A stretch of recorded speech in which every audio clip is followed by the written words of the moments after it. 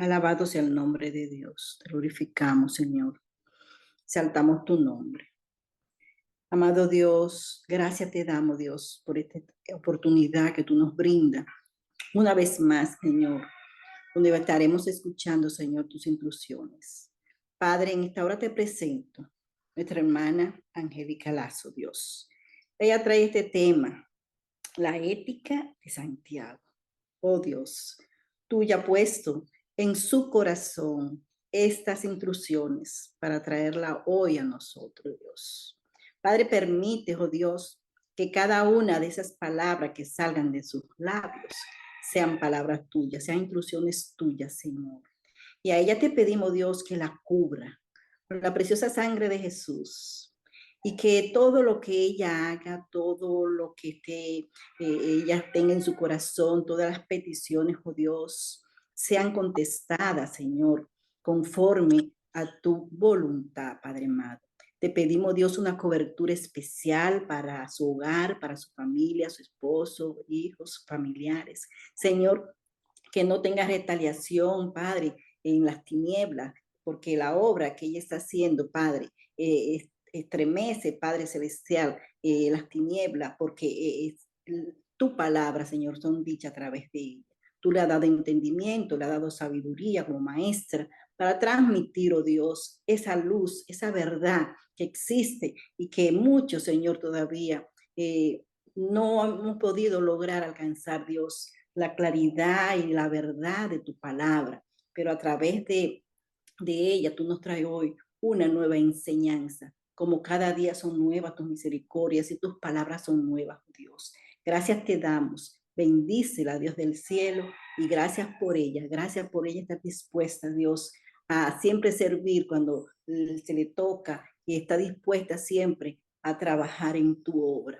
Padre Santo, gracias te damos. Bendice a cada uno de los que estamos aquí escuchando y otro que lo escuchará más adelante, oh Dios, para que tu palabra cale y haga en nuestro corazón, en nuestras vidas, ese trillar en el camino que no hace falta cada día, que podamos tener entendimiento, que podamos tener una mente abierta para recibir este mensaje, estas palabras, estas enseñanzas, estas instrucciones que tú hoy traes a nuestras vidas. Gracias por Icumín, gracias por cada uno de los que estamos aquí presentes.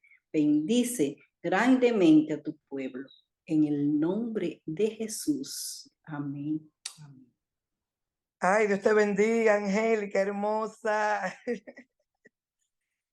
Amén, buenos días, bendiciones del Señor. Espero que todos se encuentren muy bien.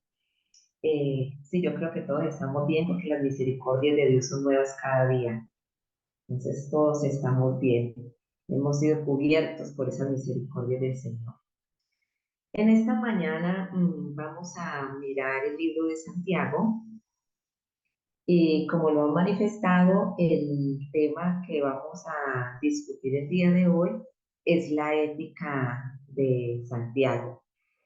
Vamos a empezar definiendo el concepto de ética para este tema que vamos a tocar el día de hoy, en la mañana de hoy, y porque es que la ética tiene varias definiciones, postura filosófica, política, social. Entonces vamos a partir de que vamos a hablar de Santiago desde la definición de ética como un conjunto de costumbres y normas que dirigen o valoran el comportamiento humano en una comunidad. Ya vamos a mirar por qué estamos hablando de la ética de Santiago. El libro de Santiago es, como su nombre lo indica, escrito por Santiago, no el apóstol, sino el hermano del Señor Jesucristo.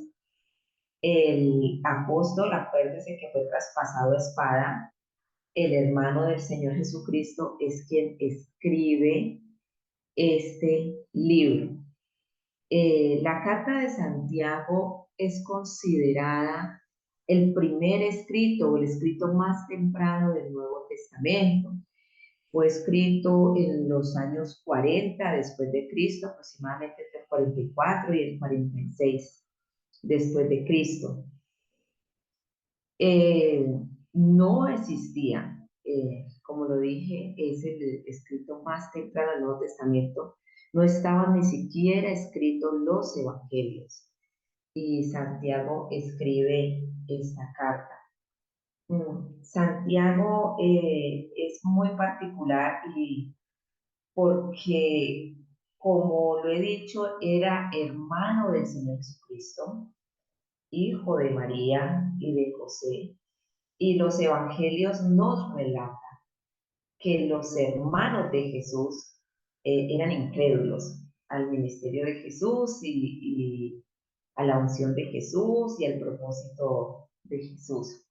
Si mal no estoy, el libro de Juan nos relata para la fiesta de los tabernáculos la incredulidad de Jesús. Ellos, aquí parafraseando, le dicen, bueno, ¿por qué no subes a la fiesta? ¿Por qué no vas y haces en la fiesta todo lo que haces? Y digo, todavía no ha llegado mi hora. Entonces, Santiago tiene su conversión, no con los apóstoles, no estuvo con Jesús, no estuvo discipulado por Jesús, sino que su conversión es con posterioridad a la resurrección de Cristo. Y me llama mucho la atención cuando Santiago en el capítulo 1, versículo 1 dice, Santiago, siervo de Dios, que un judío, porque si estamos hablando que Santiago era hermano del Señor Jesucristo, estamos hablando que Santiago era judío, descendiente también del rey David. Santiago, siervo de Dios, que un judío diga que es siervo de Dios, no tiene ningún inconveniente. Pero dice, y del Señor Jesucristo. O sea, yo aquí soy siervo de aquel en quien no creía. Esto es increíble. Allá yo dije, antes del 33, dije, vaya y mire a ver en la fiesta de los tabernáculos si es capaz de hacer todo lo que ha hecho. Y hoy digo, soy siervo de aquel en que no creía. Mi incredulidad se fue. Creo fielmente en que Él no es mi hermano según la carne, sino mi Dios y mi Señor. Y una confesión de fe de esa, saliendo de la boca de un judío, es algo maravilloso. Entonces, Santiago dice, Santiago, siervo de Dios y del Señor Jesucristo, a las 12 tribus que están en la dispersión, saludos. ¿Por qué Santiago usa este lenguaje? Y vamos a mirar, por eso vamos a hablar de la ética de Santiago. Siendo el primer escrito del Nuevo Testamento, hay que mirar que en la iglesia del primer siglo, el modelo de iglesia que nosotros tenemos, porque ese es el modelo de iglesia que nosotros tenemos, no es la iglesia de fulano, de sutano, de merecejo, la técnica, la práctica de tal persona, sino lo que el Señor nos dejó en la palabra de Dios. La iglesia del primer siglo sufrió grande persecución como cumplimiento de las palabras del Señor Jesucristo. Él dijo, en el mundo tendréis aflicción, una verdad cierta, una verdad que no necesita prueba. En el mundo tendréis aflicción, pero confiad, yo he vencido al mundo. Y también en Mateo, cuando enseña de las bienaventuranzas, dice, bienaventurados seréis cuando por mi causa, no por su causa, no por sus actos, no por lo que salga de su naturaleza, cuando por mi causa os persigan y os vituperen e inventen tantas cosas de ustedes. Entonces, la iglesia del primer siglo es marcada por una persecución constante. En el tiempo en que Santiago escribe esta carta, la iglesia del primer siglo, que estaba ubicada en Roma, lo que nosotros hoy en día conocemos como Italia, que era la capital del Imperio Romano, había sufrido una persecución por parte del imperio.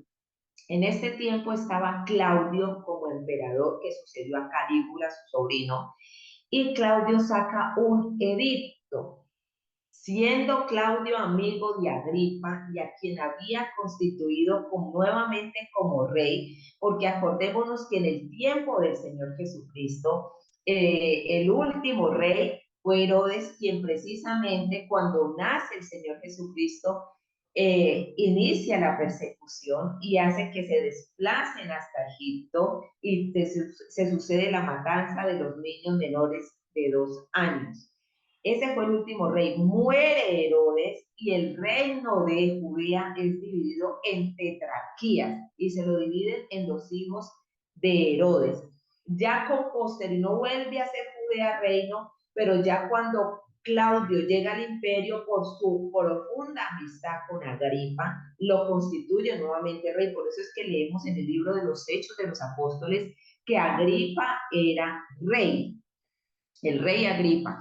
Entonces, siendo Claudio amigo de Agripa, saca un edicto y en este edicto es algo que llama la atención este edicto. Le dice a los judíos: miren, yo como emperador voy a respetar los tratados que en la antigüedad se hicieron con ustedes. ¿Quiénes? Marco Antonio, César, en el sentido de dejarlos que ustedes puedan guardar las costumbres de sus antepasados, su religión. No hay ningún inconveniente.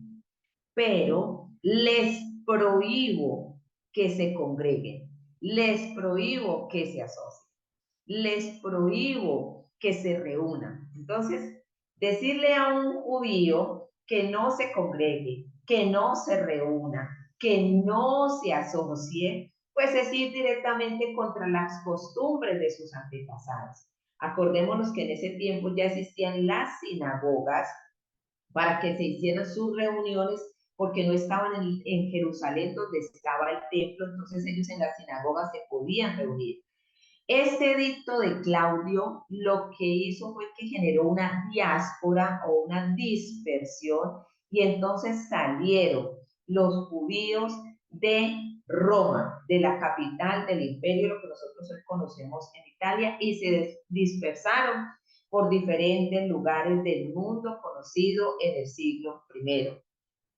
Santiago, el hermano del Señor Jesucristo y quien escribe esta carta, después de su conversión se volvió, si no la persona más influyente, una de las personas más influyentes en la iglesia de Jerusalén.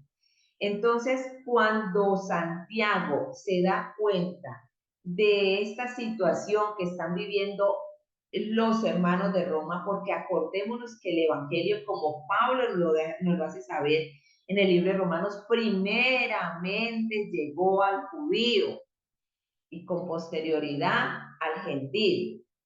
Entonces, la mayoría de conversos entre la época del 44 y 46 después de Cristo eran judíos.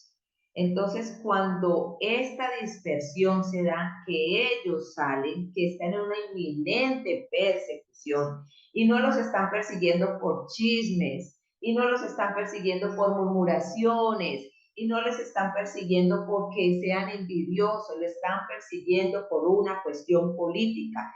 Tienen a un imperio persiguiéndolos a ellos porque en anterioridad, cuando de Alejandría vino una comisión o una embajada de judíos alejandrinos, correligionarios de judíos, los judíos se quisieron alzar en contra del imperio e hicieron una asamblea. Entonces, ellos, como son tan grande en masa y tan grande en número, Claudio sabe que no los puede sacar a la fuerza porque se va a causar un disturbio dentro de la ciudad, y lo saca mediante un edicto muy sutil, donde le dice: no, yo no estoy en contra de sus costumbres, pero eso sí, por favor, no se me sigan congregando. Ellos salen. Entonces Santiago les escribe esta carta donde trata puntos textuales o puntos críticos o claves para el comportamiento de un creyente en medio de la persecución que fue anunciada por nuestro Señor Jesucristo y que es lo que marca la iglesia. A la iglesia de Cristo, a la verdadera iglesia de Cristo, la marca la persecución. Si a él lo persiguieron, a ustedes también los van a perseguir. Y lo van a perseguir por su fe, por su fe. Entonces, cuando Santiago se da cuenta de esa situación, les escribe esta carta a las diferentes partes donde están estos judíos. Es decir, esta carta, a diferencia de la carta a los romanos, diferente a la carta de los tesalonicenses, a los corintios no va dirigida a un público en específico, sino que es general, para que ella girara, rotara o fuera gradual entre todas las comunidades que habían salido de Roma. Y por eso esto es una carta general, y como es general, a todos los que estaban inmersos en esto les tocaban los temas. Por eso la ética que trata Santiago, su carta, es decir, de lo que habla Santiago, de las costumbres, de las normas que tienen que regir el comportamiento del Hijo de Dios, aplica para todas las comunidades en ese momento y aplica para nuestra vida el día de hoy. Santiago toca puntos muy textuales que nos alientan y nos dan ánimo cada día. Entonces, más que yo decirles que hoy vamos a hablar de todo el libro de Santiago, es como mirar una ojeada a Santiago y hacerle la invitación para que usted en su tiempo, si a bien lo tiene, disponga su corazón y estudie Santiago, que para este tiempo nos cae muy bien Santiago, en un tiempo donde la iglesia está en crisis. Por las situaciones que se están viviendo. Ya tenemos encima la Agenda 2030 de cosas que hoy en día en la iglesia no se están hablando. Estamos hablando de otros temas totalmente diferentes, pero no de la situación de relevancia que tiene la iglesia en este punto álgido de la sociedad. Entonces es muy importante. Secularmente hay un libro que se usa mucho en las instituciones de educación, que se llama Ética para Amador, que fue escrito por el escritor y filósofo español Fernando Savater, y es un libro que mediante la historia trata temas de filosofía, de política, de sociedad, para enseñarle a adolescentes la ética. Santiago nos habla de la ética que debe tener el verdadero Hijo de Dios, en el sentido de exteriorizar un comportamiento que dé testimonio de la vida del Hijo de Dios en la vida del creyente. Entonces Santiago no le está escribiendo a inconversos, Santiago no le escribe a inconversos, Santiago le escribe a personas conversas, personas que realmente han nacido de nuevo, personas que son hijas de Dios, a esas personas. ¿Cómo nos damos cuenta de esto? Porque Santiago utiliza la palabra hermanos míos en varias ocasiones dentro de su escrito. Por eso nos damos cuenta que quien le está escribiendo Santiago es a una iglesia que está convertida realmente al Señor Jesucristo. Y el primer tema que aborda Santiago es cómo el Hijo de Dios debe abordar la prueba. Cómo el Hijo de Dios debe abordar la prueba.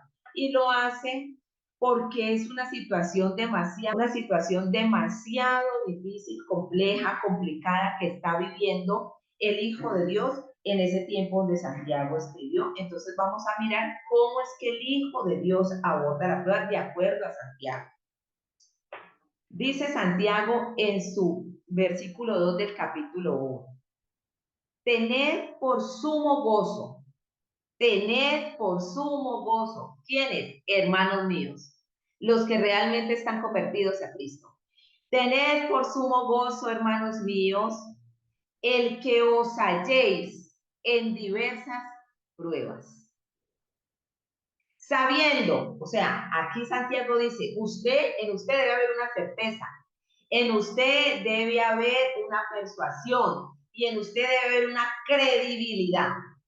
Sabiendo que la prueba de vuestra fe, o sea, Santiago, lo que me estás diciendo que es que lo que se está probando es mi fe. Sí, sabiendo que la prueba de vuestra fe va a producir paciencia.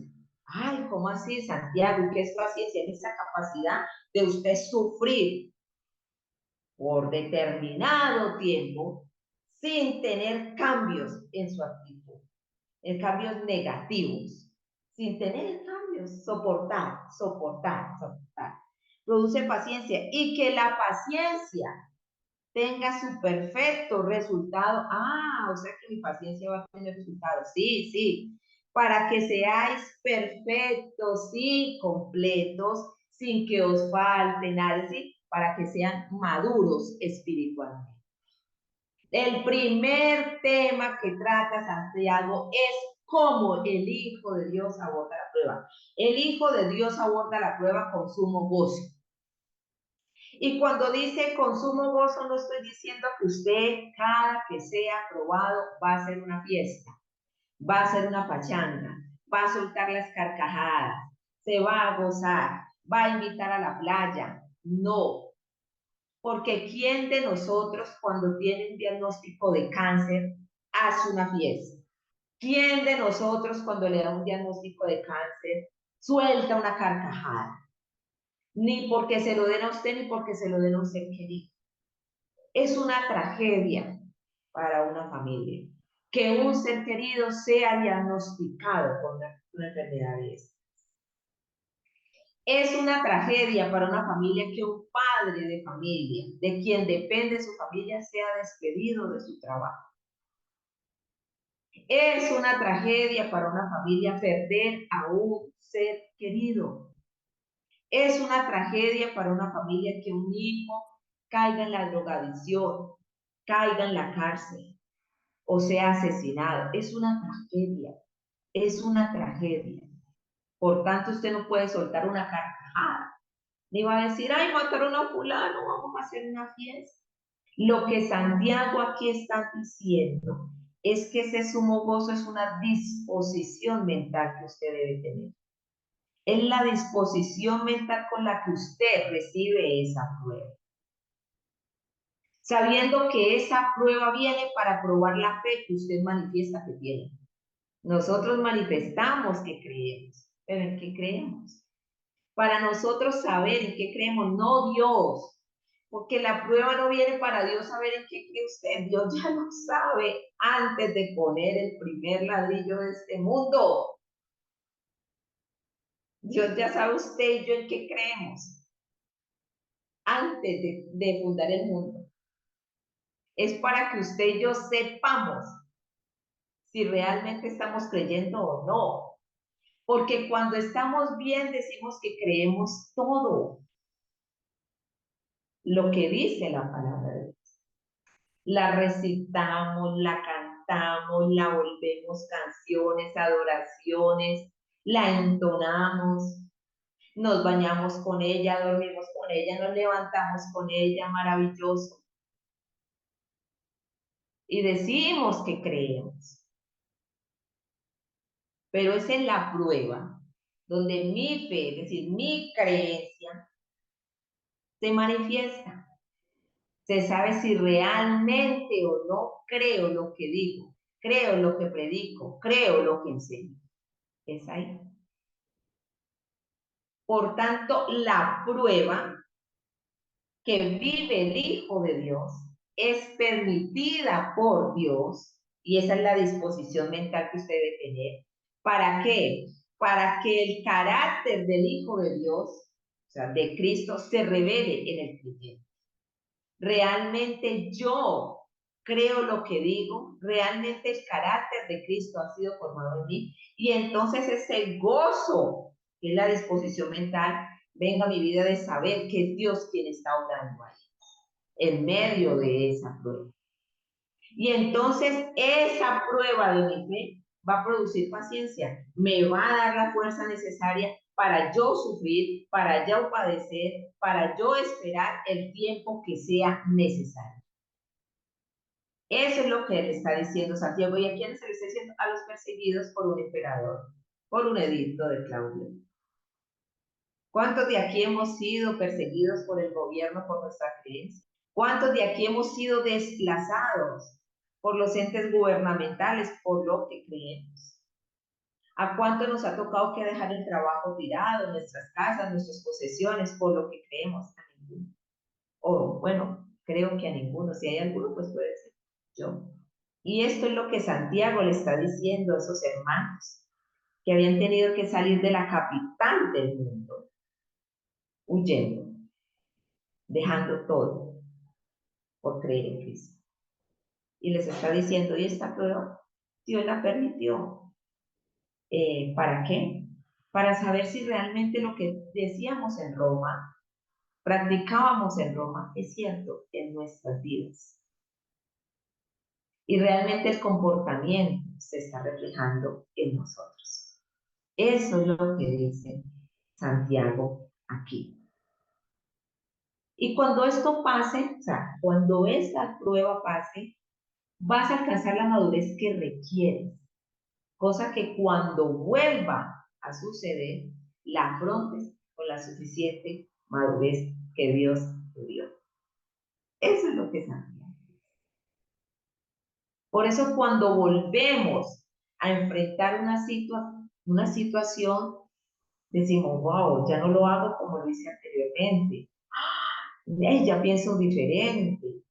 Ya sé que Dios está conmigo. Ya sé, ya estoy persuadida que esto es solo un momento. Ya sé que esto es necesario para mi vida y no estoy como estaba la vez pasada, que también me sucedió. Eso se llama madurez. Eso se llama madurez.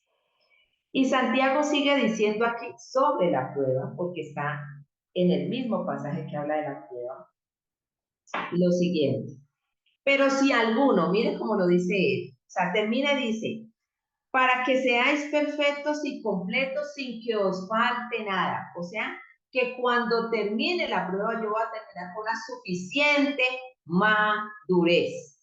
Y dice, pero si alguno, el pero cambia todo el sentido de una oración, pero si alguno de vosotros se ve falto de sabiduría, ¿en dónde? Pues al enfrentar esa prueba.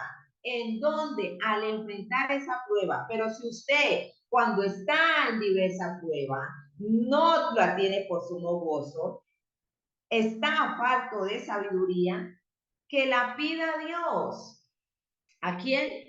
A Dios, el cual da a todos abundantemente y sin reproche y le será dada. Pero que pida con fe, sin dudar. ¿Quién está hablando de la duda? El que antes no creía. Porque el que duda es semejante a la ola del mar, impulsada por el viento y echada de una parte a otra. No piense pues ese hombre que recibirá cosa alguna del Señor, siendo hombre de doble ánimo, inestable en todos sus caminos. Entonces Santiago dice, mire, es normal que algunos de ustedes, cuando llegue la prueba, no tengan sabiduría para enfrentar. Entonces, cuando yo leía eso, decía, Señor, wow, he enfrentado, hablaba por mí misma, no por ustedes, la prueba mal. Porque en las pruebas, Señor, ayúdame a salir de esto. Ay, Señor, ¿qué hago? Estamos pidiendo al Señor que nos dé estrategias, técnicas, tácticas para salir de esa prueba. Pero no le estamos pidiendo lo que realmente se requiere de pedir la prueba. Señor, dame sabiduría para poder enfrentar esta prueba. ¿Y qué es la sabiduría? La sabiduría no es otra cosa que el saber, perdónenme la redundancia, poner en práctica el conocimiento que usted y yo tenemos. Eso es sabiduría, la práctica del conocimiento. Entonces tenemos mucho conocimiento, pero no sabemos cómo ponerlo por obra en nosotros. ¿Y dónde se pone en obra el conocimiento que tenemos de Dios? ¿Y dónde se pone en obra el conocimiento que tenemos del Hijo de Dios? ¿Y dónde se pone por obra lo que Dios ha hecho por nosotros? Pues en la prueba. Pero no tenemos sabiduría para enfrentar la prueba. Y no tenemos sabiduría para enfrentar la prueba y estamos en la prueba pidiendo cosas totalmente diferentes, pero menos sabiduría. Entonces Santiago le dice, ojo, si usted se pone perdónenme el término que voy a usar, es normal aquí en Colombia, esto es un poco ordinario, no se vayan a ofender, como una gallina culeca que no sabe dónde va a poner el huevo cuando tiene la prueba, es porque le falta sabiduría, ¿sí? Cuando nos ponemos así, todos desesperados, sin saber cómo lo vamos a hacer, ahí usted tiene que hacer un selah, pare, deténgase, y no se ponga a inventar. Ay, si yo hago esto, y si hablo con fulano, no, yo voy a llamar a sultano porque somos expertos, me está pasando esto. Ay, hermano, ¿cómo le parecen las que estoy? Ay, Dios mío, ay, esta es la peor tragedia de mi vida. Hermano, colabore, me ayude, me ore, ayune, vigile, rasgue la vestidura por mí, bañese en ceniza, haga cualquier cosa, pero ayúdeme, hermano, ayúdeme, ayúdeme. Eso hacemos y entonces llamamos a todo el mundo y pedimos oración y no está mal, no está mal, no estoy diciendo que no está mal, pero no estamos haciendo lo que dice, estoy enfrentando esto, no sé cómo enfrentarlo, no sé, estoy nublada, no puedo ver, ¿qué hago, Señor? Y voy y le digo, Señor, una simple oración, Señor, estoy falta de sabiduría, no sé cómo aplicar lo que tanto tiempo he repetido de ti. Necesito que la obra de tu Espíritu intervenga en mi vida, porque no sé cómo afrontar esta situación. No sé, no sé, no sé, no sé, Señor. Y entonces es el Espíritu Santo, no era nada que decir, tome hierbabuena, haga agua de apio, báñese con caléndula para que le baje la inflamación. No es el hermano, es el Espíritu Santo el que le va a decir, lo va a guiar, porque es que los que son hijos de Dios son guiados por el Espíritu Santo de Dios, no por el hermano, no por el pastor, no por el profeta, no por el evangelista, no por el líder, no por el maestro, es por el Espíritu Santo de Dios. Entonces el Espíritu Santo de Dios que habita en usted y que habita en mí, si somos realmente hijos de Dios, le va a decir cómo debe usted afrontar esa prueba, cómo la debe abordar. Eso es la obra del Espíritu Santo. Por eso si miramos Santiago, sin que esté escrito Gálatas por el apóstol Pablo, está citando unas manifestaciones del Espíritu Santo que se van a dar en su vida. ¿Cuáles son? Gozo, fe, paciencia. Eso está diciendo Santiago. Si usted está falto de sabiduría, hombre, pare. No se ponga como una cabra loca. Pare. Y reconozca que no sabe cómo abordar esa situación, que no es un ataque del diablo, sino que es permitida por su Dios y por mi Dios, para que el carácter de Cristo sea formado en usted. En ese momento, como somos faltos de sabiduría, eso reprendemos, echamos fuera, bajamos al infierno, subimos al tercer cielo, cuarto, quinto, séptimo, hacemos nudos, desatamos, atamos, de todo hacemos.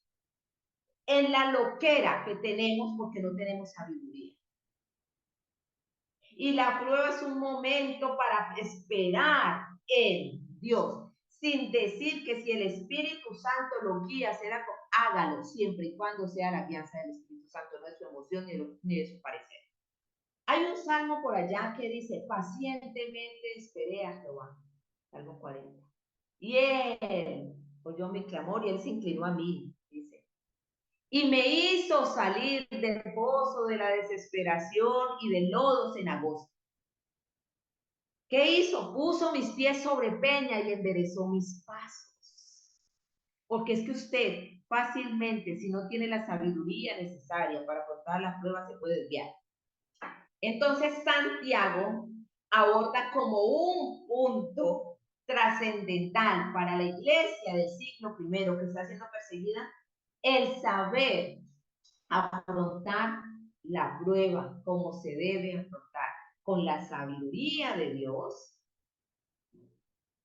esperando en Dios teniendo estabilidad en Dios, porque habla del hombre de doble ánimo, y el hombre de doble ánimo es una persona inestable, que un día dice, sí, yo creo, Señor, yo creo lo que dices, pero el otro día no, yo tengo que ir a hacer, porque si yo no hago esto, mejor dicho, no va a funcionar. Habla de la duda que llega al momento de la prueba. ¿Cuántos de nosotros hemos afrontado pruebas y no hemos afrontado dudas? Yo les digo, yo he afrontado pruebas y he afrontado dudas. Yo te los confieso. Es la verdad. Esa es la realidad.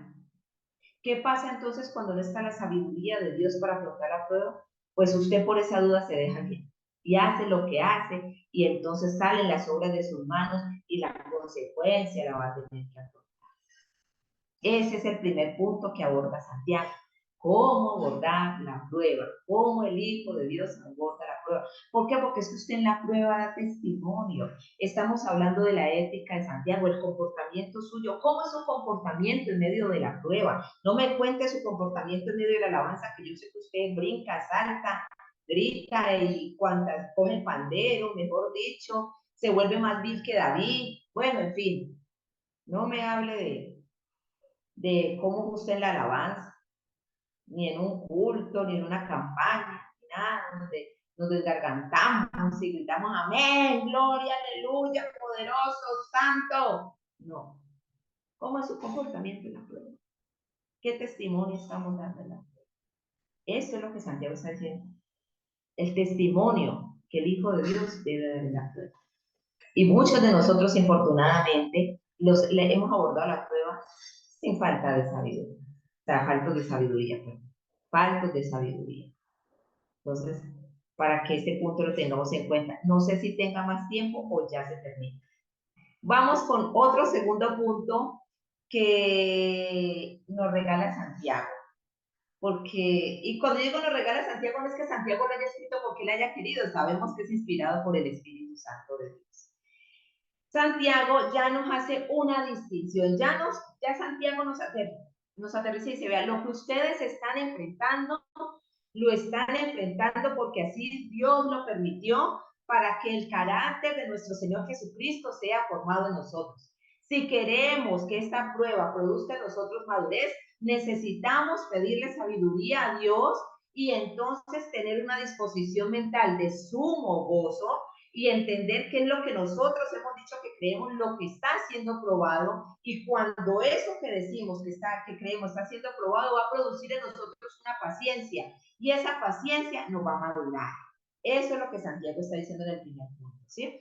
En el segundo punto, no es el segundo punto que dice la Biblia, sino como el Señor me llevó a organizarlo, es la distinción que hace Santiago entre prueba y tentación. Ah, ¿cómo así? Sí, porque es que nosotros muchas veces decimos que la tentación viene de Dios y no, y así no es. Estamos engañaditos, autoengañados. Adentro Davides, que ay, no, yo tan lindo, yo tan rey, yo tan puro, yo tan santo, y tuvo que llegar Natán y sacarle los cueros al sol. Entonces, dice el versículo 12 del capítulo 1. Bienaventurado, y empieza con una muy buena palabra.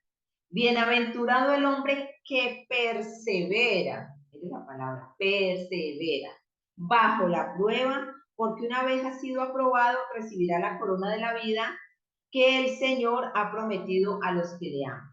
Dice Santiago que es bienaventurado el que persevera en la prueba. Dice, que nadie diga, ojo, y aquí hace la distinción, que nadie diga cuando es tentado, soy tentado por Dios. Porque Dios, dice, porque Dios no puede ser tentado por el mal, y él mismo, o sea, Dios mismo no tienta a nadie. Ay, ¿cómo así, Santiago? ¿Cómo es esto? Explíquenos. Entonces viene la explicación de Santiago, dice, sino que cada uno es tentado cuando es llevado y seducido por su propia pasión. Yo, Santiago, sí, usted. Después, cuando la pasión ha concebido, da a luz el pecado. Y cuando el pecado es consumado, engendra la muerte. Y vuelve y repite Santiago, amados hermanos míos, o sea, conversos, creyentes, nacidos de nuevo, no os engañéis.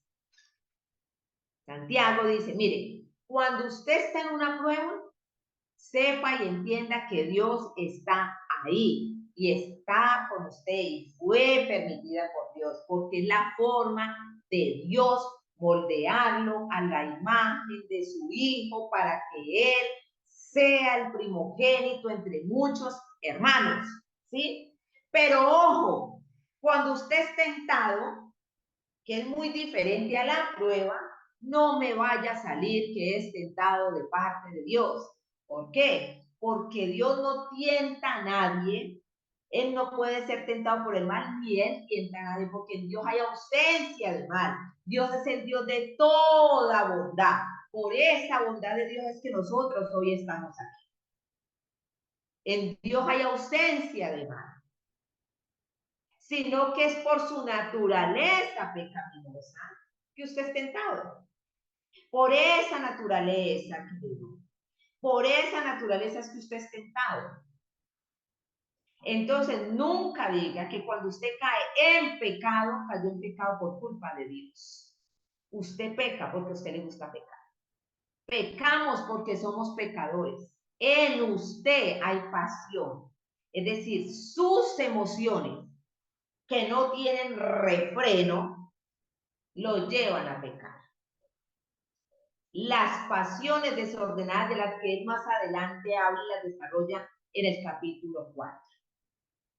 Usted es tentado de la maldad que tiene adentro. Por eso no hay ningún hombre sano. Nosotros vamos siendo madurados por Dios. Escúchenme muy bien. Nosotros en las pruebas vamos siendo madurados por Dios. En el proceso en el que estamos vamos siendo santificados por Dios. Pero ningún hombre en este mundo ni en la historia de la humanidad puede decir que es sano.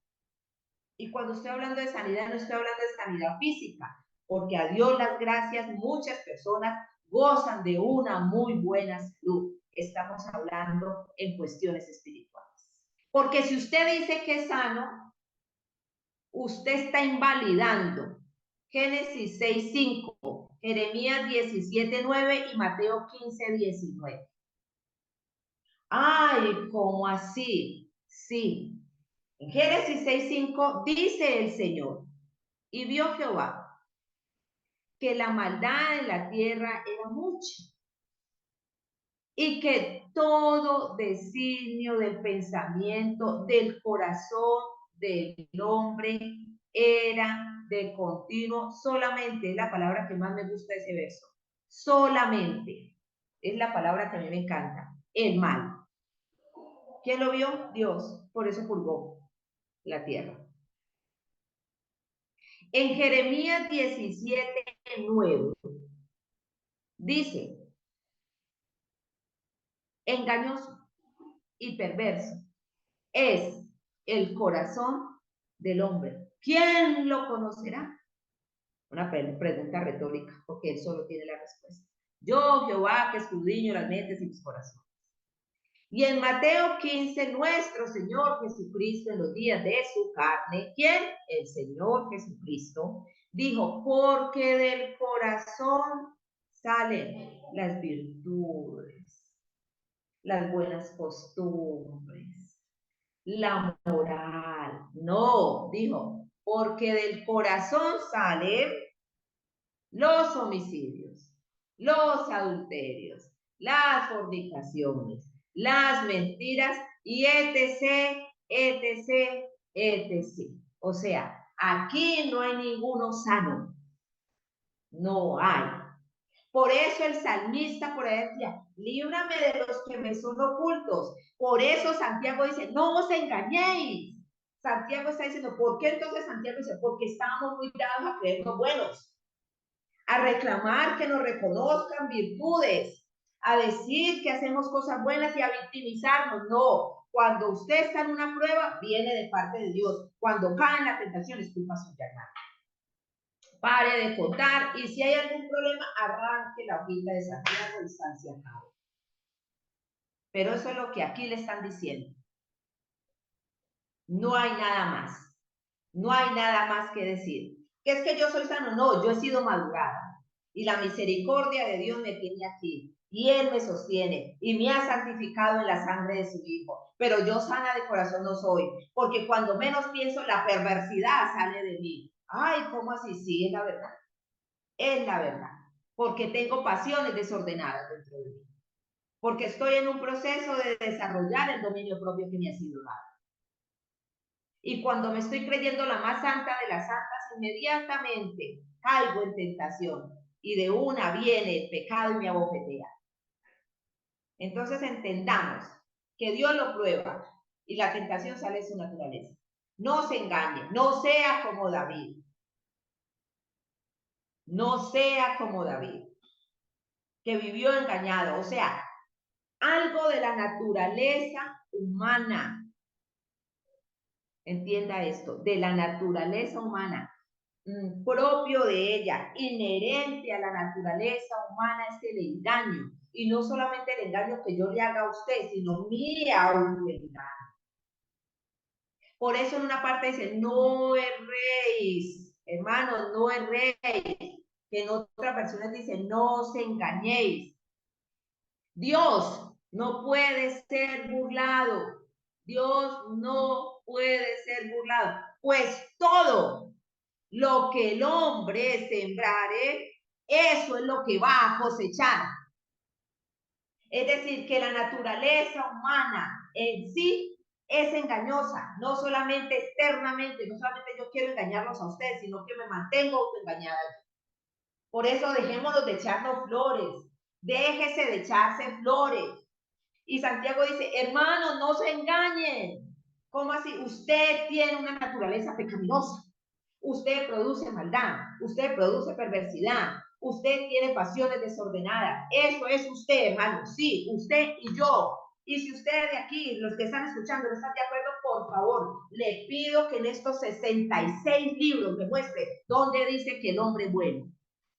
Lo reto, porque el hecho de que yo lo desconozca no quiere decir que no esté en la palabra de Dios.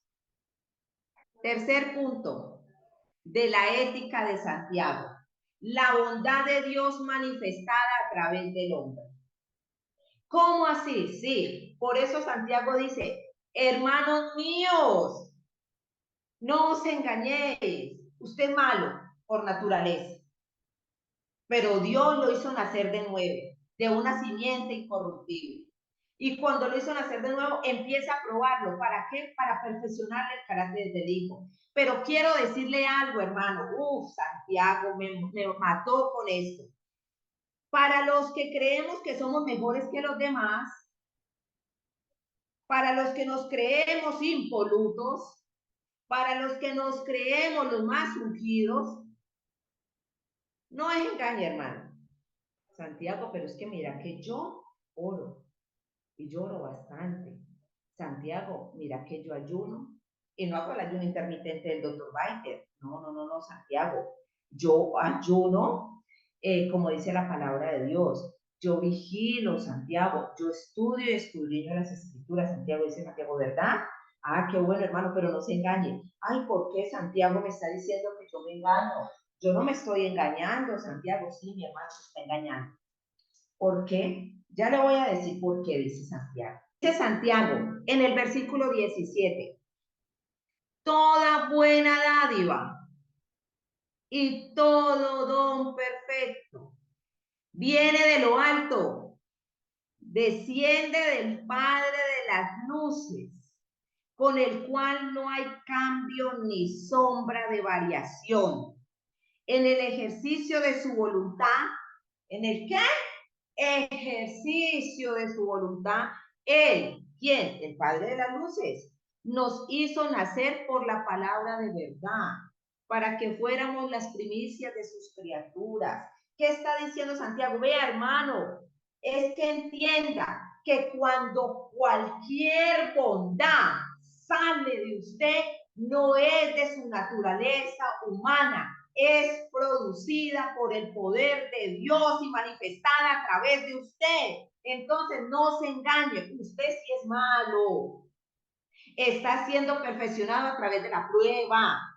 Y entienda que cuando algo bueno sale de usted, no es que usted se lo haya propuesto en sí mismo hacerlo, sino que Dios en su infinita bondad, porque Él es el Dios de toda bondad, y en su infinita misericordia, lo escogió usted para manifestarle bondad o una parte de su bondad al mundo en el que usted está.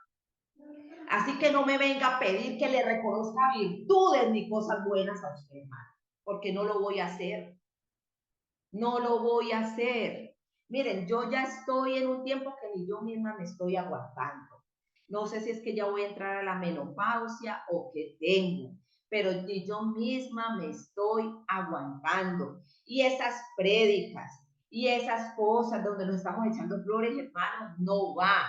Y usted va a decir que yo soy conflictiva, beligerante, peleona, lo que quiera, y puede decir lo que sí, hermano, pero por favor, cuando me diga todo eso, le pido comedidamente que me cite la palabra de Dios, donde dice que usted es bueno por naturaleza, donde dice que toda bondad sale de usted porque usted mismo la produce, donde dice que todo amor sale de usted, donde dice que toda compasión sale de usted, donde dice que todo perdón sale de usted. Dígamelo, hermano, dígamelo, muéstremelo, enséñemelo, porque yo no lo he visto en esta palabra. Yo lo único que aquí he visto es mi maldad reflejada.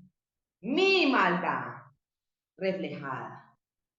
Es lo que esto me muestra. Cuando yo leo esto y me dice, no te engañes, Angélica. No te engañes. Cuando Dios, cuando ha salido algo bueno de ti, algún perdón, alguna compasión, alguna misericordia, algún amor, alguna bondad, alguna benignidad, alguna humildad, alguna mansedumbre, no eres tú porque no estás en capacidad de hacerlo, porque tienes pasiones desordenadas. Es Dios a través de ti, que en esa misericordia te escogió para mostrarle al mundo que Él es el Padre de todas las luces y que todo don perfecto y toda buena de Dios proviene de Él, no de ti. Eso es lo que Santiago aquí me está diciendo en su ética, para que se le bajen las rayas y deje de estar pidiendo que le reconozcan cosas. Usted no tiene nada que reconocerle, nada, ni yo tampoco, hermano. No es que yo diga, usted no, yo sí, no, no, nada, nada, nada que reconocernos, nada de que creernos, nada. Si usted hace milagros, no es usted, es Dios en usted. Si usted predica bonito, no es Dios, no es usted, Dios a través de usted. Si usted enseña bien, no es usted, es Dios a través de usted. Si usted hace sanidades, es Dios a través de usted. Aquí usted no venga a pedir reconocimiento de nada. Si alguien lo honra a usted, es Dios poniéndole a esa persona que lo honra. Y si hay alguien que lo deshonra, es Dios poniéndole a esa persona que lo deshonra para que salga lo que hay en su corazón. Pero deje de estar pidiendo cosas. Deje de estar pidiendo cosas. Aquí el único digno de gloria, alabanza, adoración es Él. Porque uno de sus atributos incomunicables, porque así lo llama la palabra de Dios, es que Él es el único digno de alabanza y adoración. Nada más. Nadie más. Ningún hombre tiene que gloriarse. Ningún hombre tiene que vanagloriarse. El que se gloríe, gloríese en Cristo, en la cruz de Cristo.